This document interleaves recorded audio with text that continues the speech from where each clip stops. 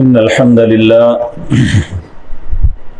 نحمده ونصلي على رسوله الكريم أما بعد أعوذ بالله السميع العليم من الشيطان الرجيم بسم الله الرحمن الرحيم وإذ قالت الملائكة يا مريم إن الله اصطفاك وطهرك واصطفاك على نساء العالمين یا مریم اقنتی لربک واسجدی وارکعی مع الراکعین ذالک من انباء الغیب نوحیہ الیک وما کنت لدیہم اذ یلقون اقلامہم ایہم یکفل مریم وما کنت لدیہم اذ یختصمون۔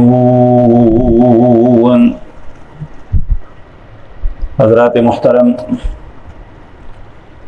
زکریا علیہ السلام کی دعا اور انہیں ملنے والی بشارت کے بعد اللہ رب العزت اپنی بات کا رخ پھر مریم علیہ السلام کی طرف موڑتے ہیں،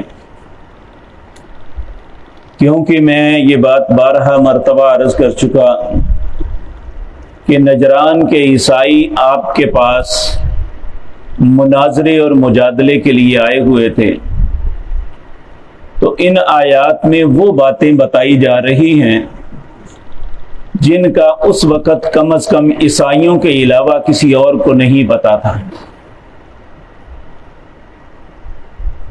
ان میں کچھ باتیں یہاں ان کا تذکرہ کر رہے ہیں اللہ رب العزت۔ اللہ فرماتے ہیں وَإِذْ قَالَتِ الْمَلَائِكَةُ يَا مَرْيَمْ، جب کہا فرشتوں نے مریم علیہ السلام سے۔ یہاں سوال یہ پیدا ہوتا ہے مریم نبیہ تو نہیں تھی، پھر فرشتے کس طرح ان پہ آئے؟ تو اس کا جواب سورت مریم کے اندر آتا ہے کہ جبریل علیہ السلام آپ کے پاس انسان کے روپ میں آئے تھے۔ جب وہ آئے تو انہوں نے کہا میں اللہ کی پناہ چاہتی ہوں کہ تو کون ہے اور کس طرح میرے پاس آیا؟ تو انہوں نے کہا انما انا رسول ربک، میں اللہ کی طرف سے بھیجا گیا ہوں، میں نہیں آیا، اور نہ ہی وہ انسان تھے، لیکن چونکہ انسان کے روپ میں آئے تھے اس لیے مریم علیہ السلام بڑی ہی پاکیزہ اور مطہرہ عورت تھی۔ تو اللہ رب العزت فرماتے ہیں انہیں بتاؤ وَإِذْ قَالَتِ الْمَلَائِكَةُ يَا مَرْيَمْ، جب اللہ نے فرشتوں کو بھیجا اور انہوں نے کہا اے مریم ان اللہ اصطفاکی وطہرکی، اللہ نے تجھے چن بھی لیا ہے اور پاک بھی کیا ہے۔ یعنی انسان ہونے کے ناطے مرد ہے یا عورت، اسے بچپن سے لے کر جوانی تک غلطیاں ہوتی ہیں، لیکن مریم علیہ السلام کے متعلق اللہ گواہی دے رہے ہیں کہ میں نے انہیں پاک رکھا ہے۔ یعنی کبھی بھی ان معاملات میں مریم علیہ السلام سے کبھی کوئی غلطی زرزد نہیں ہوئی۔ وصطفیٰ کی دوبارہ پھر کہا میں نے تمہیں اسی لیے چنا ہے کہ تو ایک پاک باز عورت ہے، علی نساء العالمین، سارے جہان کی عورتوں پر۔ میں یہ بات پہلے بھی عرض کر چکا کہ نبی کریم صلی اللہ علیہ وسلم نے فرمایا دنیا کے اندر کچھ عورتیں منفرد ہیں، ان میں کہا کہ بندوں میں تو بہت سے کامل لوگ ہوتے ہیں، لیکن خواتین کے اندر فرعون کی عورت اور مریم علیہ السلام اور آپ کی زوجہ محترمہ سیدہ خدیجہ اور آپ کی پیاری بیٹی سیدہ فاطمہ الزہرا رضی اللہ تعالی عنہن، یہ وہ خواتین ہیں جو پوری دنیا کی خواتین میں منفرد ہیں۔ ایک حدیث میں آپ نے فرمایا، حضرت عائشہ کا نام لیا اور کہا عائشہ کی مثال دنیا کی عورتوں کے مقابلے میں اس طرح ہے جس طرح کھانوں میں سرید، یعنی عرب معاشرے کے اندر سرید سے بہتر سالن کوئی نہیں ہے۔ کہا جس طرح کھانوں کے اندر سرید مختلف منفرد ہے، اس طرح سید عائشہ طیبہ طاہرہ ساری خواتین سے منفرد ہے۔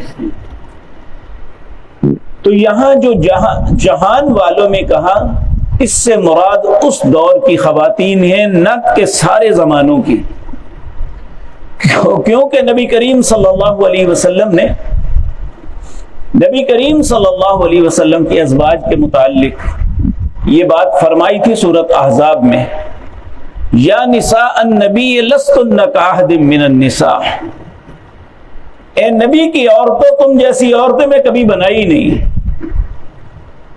تو جو دنیا کے اندر منفرد خواتین تھی ان میں ایک سیدہ مریم علیہ السلام تھی۔ اب ایک عورت جن کی پاکیزگی کی اللہ گواہی دیتے ہیں، جن کے متعلق اللہ رب العزت کہتے ہیں میں نے انہیں منفرد چن لیا ہے، اب ان کے لیے حکم کیا ہو رہا ہے؟ یا مریم اقنتی لربک، اے مریم اپنے رب کی فرما بردار رہنا، وسجدی سجدہ کرنا، ورکعی مع الراکعین اور رکوع کرنا رکوع کرنے والوں کے ساتھ۔ آج ہم جن کی زندگی گناہوں سے بھری ہوئی ہے، نہ معلوم کس غلط فہمی میں ساری زندگی گزار دیتے ہیں۔ کسی بھی مسلمان سے سوال کرو کہ نماز پڑھی ہے؟ کتنی پڑھتے ہو؟ جی 2 پڑھ لیتا ہوں، 3 پڑھ لیتا ہوں، کبھی پڑھ لی کبھی نہ پڑھی۔ اور بعض تو ایسے بد نصیب ہیں کہ سال ہر سال تک نماز کوئی نہیں پڑھی ہوتی۔ انہیں اللہ نے چنا ہوا ہے، جن کے متعلق اللہ خود گواہی دے رہے ہیں، انہیں بھی نماز کی چھوٹ نہیں ہے۔ کہا یا مریم اقنتی، اے مریم فرما بردار رہنا، وسجدی سجدہ کرنا، کیونکہ یہ بات یاد رکھیں، سجدہ ایک وہ چیز ہے جس میں انسان کا اللہ کے ساتھ تعلق بنتا ہے۔ کسی بھی انسان کی معراج یہ ہے کہ وہ سجدے میں پڑے اور اللہ سے بات کرے، اللہ کی تسبیح، اس کی بڑائی، اس کی تعریف و توصیف کرے۔ وَارْكَعِي مَعَ الرَّاكِعِينَ، رکوع کرنے والوں کے ساتھ رکوع کرنا۔ اور اس سے اگلی آیت میں اللہ رب العزت نے بہت سی باتوں کے مسائل حل کر دیے، جس میں آج مسلمان مجادلے مناظرے کرتے ہیں۔ ان میں فرمایا ذَلِكَ مِنْ أَنْبَاءِ الْغَيْبِ، یہ اے میرے پیغمبر جناب محمد الرسول اللہ صلی اللہ علیہ وسلم، یہ جو خبریں میں بتا رہا ہوں یہ غیب کی خبریں ہیں۔ اگر نبی کریم صلی اللہ علیہ وسلم غیب جانتے تو اللہ کو یہ کہنے کی ضرورت کیا تھی کہ میں تمہیں غیب کی خبریں، وہ کہتے میں تو غیب جانتا ہوں۔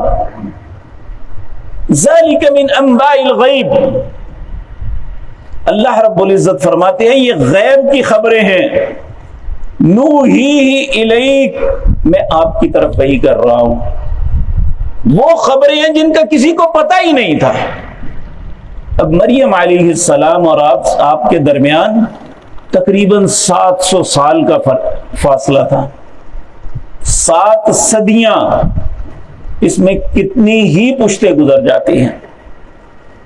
آج دیکھیں اگر شمسی اعتبار سے دیکھا جائے تو 2024 ہے، قمری اعتبار سے دیکھا جائے تو 1446 شروع ہو چکا ہے،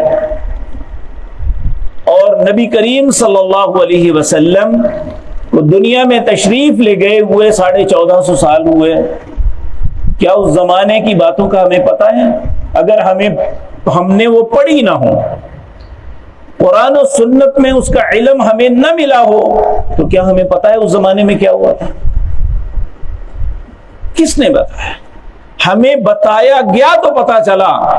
اسی طرح 700 سال پہلے جو باتیں ہوئی تھی، اللہ نے کہا ذَلِكَ مِنْ أَنْبَاءِ الْغَيْبِ نُوحِيهِ إِلَيْكَ، یہ غیب کی خبریں ہیں جو ہم آپ کو بتائی جا رہی ہیں، ہم آپ کی طرف وحی کر کے بتا رہے ہیں۔ پھر فرمایا وَمَا كُنْتَ لَدَيْهِمْ إِذْ يُلْقُونَ أَقْلَامَهُمْ، آپ اس وقت وہاں موجود تو نہیں تھے جب وہ قرے ڈال رہے تھے، قرے کس بات کے؟ کہ مریم علیہ السلام کے والد عمران یہ بنی اسرائیل کے یہود کے بہت بڑے عالم دین تھے، اور جب ان کی کفالت کی بات آئی تو بیت المقدس کا ہر شخص یہ چاہتا تھا کہ یہ کفالت میں کروں. تو وہاں قرہ اندازی، یہاں کہتے ہیں اگر قرہ اندازی کی جائے کسی بات کی صحت پہنچنے تک تو اس میں کوئی حرج نہیں. مثلا یہاں قرہ ڈالا جا رہا تھا، لیکن جب یہ قرہ ڈالا جاتا ہے اس بات پہ کہ میں یہ کام کروں یا نہ کروں، تو یہ بات غلط ہو جاتی ہے. یا قرہ اس بات پہ ڈالا جائے جس طرح لاٹری میں ہم قرے ڈالتے ہیں کہ کون کھانا کھلائے گا کون نہیں کھلائے گا، یا کس کو کیا ملے گا کیا نہیں ملے گا، تو یہ لاٹری غلط ہے. قرہ کسی ایسی بات کے لیے ڈالنا جس میں ناجائز صورت نہیں ہے تو اس میں کوئی حرج نہیں. اور یہاں اللہ رب العزت فرما رہے ہیں وما کنت لدیہم. تو یہ جو کہتے ہیں رسول اللہ ہر جگہ موجود ہیں، تو اللہ کہہ رہے ہیں تو آپ اس وقت نہیں تھے. وما کنت لدیہم، قرآن نے ہر جھگڑا ختم کیا ہوا ہے. ضد اور عناد کی وجہ سے جھگڑے پیدا کیے جاتے ہیں. آپ اس وقت وہاں نہیں تھے.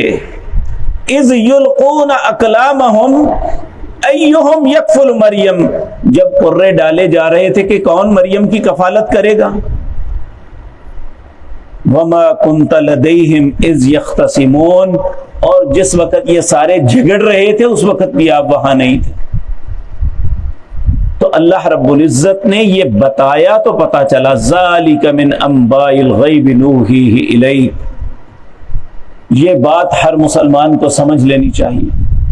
جب ہم ان باتوں کے خلاف بات کرتے ہیں نا کہ نبی کریم صلی اللہ علیہ وسلم عالم الغیب تھے، نبی کریم ہر جگہ موجود ہیں، تو پھر یاد رکھیں ہم قرآن کو جھوٹا کہتے ہیں، اللہ کو جھوٹا کہتے ہیں. اللہ رب العزت ہمیں ہدایت نصیب فرمائے. اس کے بعد مریم علیہ السلام کو بشارت دی گئی کس بات کی؟ اللہ نے زندگی اور توفیق دی تو انشاءاللہ آپ کے سامنے عرض کروں گا. اقول قولی ھذا واستغفر اللہ لي ولکم.